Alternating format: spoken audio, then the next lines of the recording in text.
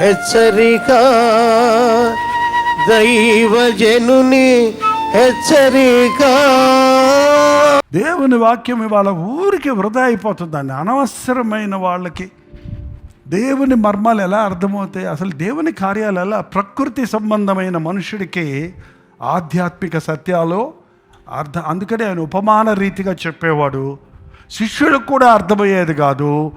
తిరిగి వాళ్ళు విడిదికి వచ్చిన తర్వాత అడిగేవారు. మళ్ళీ దాన్ని వివరించి పొలం అంటే ఏంటి, విత్తనం అంటే ఏంటి, విత్తువాడెవడు, 4 నేలలంటే ఏ నేలలు అని వివరించి మళ్ళీ శిష్యులకి చెప్పేవాడు. కొన్నిసార్లు మనకి అర్థం కాని విషయాలుంటే వాటిని ప్రభు ముందు పెట్టి మనం ప్రార్థిస్తే పరిశుద్ధాత్ముడు వివరిస్తాడు. పాస్టర్ గారు చెప్పింది కూడా మీకు అర్థం కాకపోవచ్చు, మీరు బైబిల్ చదువుతుంది మీకు అర్థం కాకపోవచ్చు. కానీ ప్రభుతో నువ్వు 1 to 1 దేవునితో ముఖాముఖిగా కూర్చున్నప్పుడు వాక్య ధ్యానం అంటే ఏంటనుకుంటున్నారు? నీకు అర్థం కాని విషయాన్ని దేవుని ముందు పెట్టి అర్థమయ్యేటట్టు దేవుడు చెప్పేటట్టు కనిపెట్టడం. ఈ అంచె దినాల్లో దేవునితో సహవాసం చేయడానికి మనుషులకు టైం లేదండి. దేవుని మాటను చెప్పాలనే, మాటను వినాలనే ఆశ లేదు. ఆ విన్న సందేశంలోని సారం ఏంటి అని తెలుసుకోవాలి అనే ఆశ లేదండి. అందువలన ఎన్ని ప్రసంగాలు వింటున్నా, ఎన్ని చర్చలు ఉన్నా, ఎన్నెన్ని సభలు జరుగుతున్నా, ఎంతగా సువార్త ఇవాళ టిక్కుమంటే సువార్త వచ్చేస్తుంది. నీ సెల్లో పట్టుకొని ఒక నొక్కితే ఎవరిదో ఒక ప్రసంగం తప్పకుండా వస్తుంది. ఏదో ఒక మాట, ఒక షార్ట్ మెసేజ్, ఒక దెబ్బ, ఒక డోస్, ఒక పెగ్ చాలు. కరెక్ట్గా దేవుడు పరిశుద్ధాత్ముడిని హృదయంతో మాట్లాడతాడు. కానీ మనుషులకి 30 seconds, 1 minute దానికి కూడా టైం లేదు. సోషల్ మీడియాలో ఆ పాస్టర్ గారు చెప్పింది ఒక మొక్క, ఈ పాస్టర్ గారు చెప్పింది ఒక మొక్క, ఆ మొక్క ఈ టేస్ట్, ఈ పాస్టర్ గారు చెప్పా బాగుంది, ఆ పాస్టర్ గారు లోపలికి వెళ్ళి ఏమైంది, అది కలపడతాయి, జాగ్రత్త. ఒక్కోసారి కాంట్రడిక్టింగ్ వాక్యాలు వస్తున్నాయి. ఇవాళ సమృద్ధిగా తినండి, వాక్యాన్ని వినండి, దేవునితో గడపండి, బలిపీఠం కట్టండి. మన జీవితాల్లో దేవుని సన్నిధిలో కనిపెట్టే బలిపీఠం ఉండాలి. బలిపీఠం ఉండాలి మీ ఇంట్లో. కుటుంబ ప్రార్థన ఉందా? మీరు అక్కడ కూర్చున్నారు అంటే కుటుంబ ప్రార్థనకి ఇది అని మీ బిడ్డలు తెలుసుకోగలరా? ఒక ప్రత్యేకమైన దేవుడి గది అని ఉంటుంది చాలా మన దేశంలో. మనకు దేవుడి గది అక్కర్లా, మన ఇల్లంతా దేవుడిదే. అంతేనా కాదా? వంటగది ఏ గది? తిండి గదా? వంటగది దేవుడి గదే, హాలు దేవుడి గదే, పడగదిలో దేవుడు ఉండడా? రాకు ప్రభా, పడగదిలో మేము తిట్టుకుంటుంటాం, మేము నైట్ డ్రెస్లో ఉంటాం, బాగోదు, నీకు మర్యాద ఉండదు. మేము నీట్గా బయటకు వచ్చిన తర్వాత చూడు మమ్మల్ని అంటారా ఏంటి? అరే నీ హృదయాంతరేంద్రియాలను ఎరిగిన దేవుడు, నీ నగ్న జీవితమే తెలుసా ఆయనకి, నీ హృదయ రహస్యాలే తెలుసా ఆయనకి. కానీ నీ ఇల్లంతా దేవుని మందిరమే, కానీ ఒక్క చోట బలిపీఠం ఉండాలి. ఒక్క చోట నువ్వు ప్రార్థించే స్థలం ఉండాలి. అదే స్థలంలో మీరు కూర్చుంటే, నేను ఇప్పుడు రోజు వాక్యం అందించడానికి నాకు షూటింగ్ కూర్చుంటాను కదండి, వేరే చోట నుంచి ఇచ్చినప్పుడు కొన్నిసార్లు అక్కడక్కడ హైదరాబాద్ నుంచి ఇంతకుముందు ఇచ్చేవాడిని, ఇప్పుడు ఇవ్వట్లేదు రండి, ఇక్కడే ఇచ్చేస్తారా. అక్కడ కూర్చోగానే అదేదో దేవుని ముందుకు వచ్చి కూర్చున్నట్టు, కెమెరా ముందు ఉన్నాను నేను, కానీ దేవుని ముందు కూర్చున్నట్టు, అక్కడ సంఘం అంతా ముందు ఉన్నట్టు, అక్కడ దేవుని సన్నిధిని అనుభవిస్తాడు. కూర్చోగానే ధారాళంగా వస్తుంది దేవుని వాక్యం. ఎందుకంటే అది వాక్యంతో నింపబడిన గది, ప్రార్థనతో నింపబడిన స్థలం మన గృహాల్లో ఉండాలి, ప్రతి ఇంటిలో ఉండాలి. అది పెద్దిల్లో చిన్నిల్లో. ఈ రోజు దేవుడు మీతో మాట్లాడుతుంది ఏంటంటే, బలిపీఠం కట్టండి. ఎవరి కోసం ప్రార్థన చేయాలి, ఎందుకోసం ప్రార్థన చేయాలని దేవుడు ప్రేరేపిస్తాడు.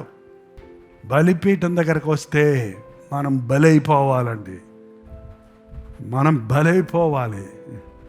ఒక ఎద్దు దున్నటానికైనా రెడీ, చావటానికైనా రెడీ. ఎద్దు ఎంత బలంగా పనిచేస్తుందో తెలుసా మీకు? వ్యవసాయదారులు వాడతారు, ఎడ్ల బండ్లకు వాడేవారు. ఎంత బరువు లాగుద్దో తెలుసా?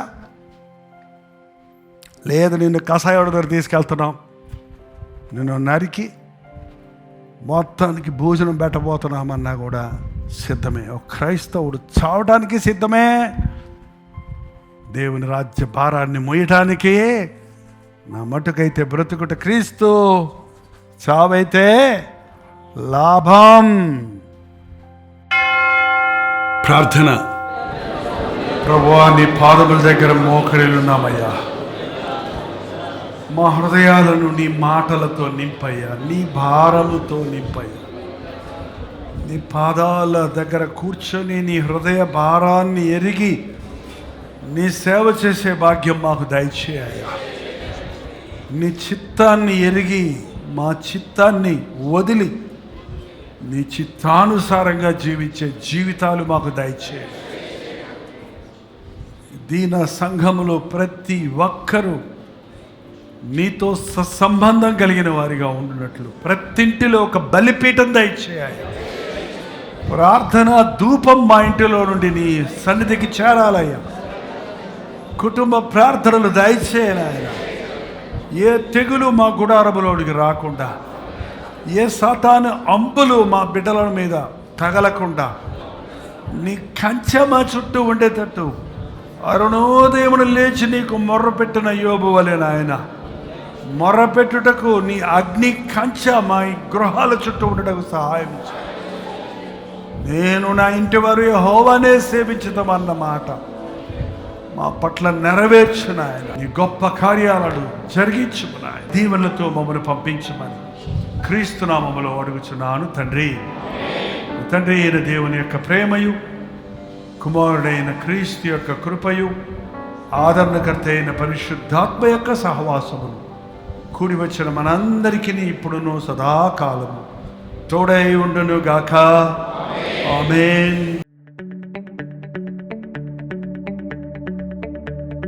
హల్లెలూయా. ముంబై పరిసర ప్రాంతాల్లో ఉన్న వారికి శుభవార్త. ప్రభుచితమైతే ఏప్రిల్ నెల 10, 11 తారీఖుల్లో ముంబై వస్తున్నాం.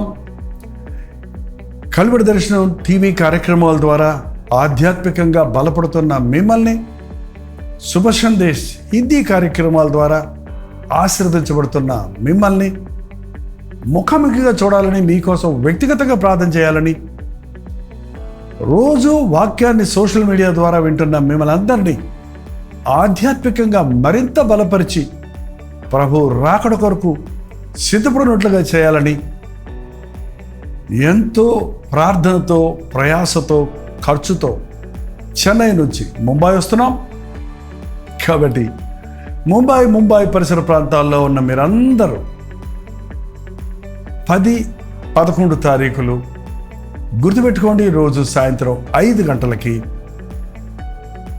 ఈ ఒక్క పూట మీటింగ్ మాత్రమే స్థలం దొరకనందున జరిపించగలుగుతున్నాం కనుక తప్పకుండా రండి, మిస్ అవ్వద్దు. గమనించండి, 10వ తారీఖు నవీ ముంబైలో, 11వ తారీఖు ధారావి ముంబైలో ఈ మీటింగ్లు జరుగుతున్నాయి. ఇంకా మీకు వివరాలు కావాలంటే 8939393939 నెంబర్కి మీరు కాల్ చేయండి, లేదా కింద ఇవ్వబడినటువంటి నెంబర్లకి మీరు వాట్సాప్ పెట్టండి. మీకు అడ్రస్ లింక్ షేర్ చేయబడుతుంది. చిరునామా గమనించండి, ఏప్రిల్ 10వ తారీఖు అగ్రికోలి సంస్కృతి భవన్, పామ్ బీచ్, నెరూర్, నవీ ముంబై. అలాగే 11వ తారీఖు సాయంత్రం 5 గంటలకి మార్నింగ్ స్టార్ స్కూల్ హాల్, సియోన్, ధారావి, ముంబై. ఈ 2 వ్యత్యాసమైన స్థలాల్లో జరుగుతున్నాయి. చిరునామాలు గమనించండి. వివరాల కొరకు మాతో సంప్రదించండి. తప్పకొస్తారు కదా.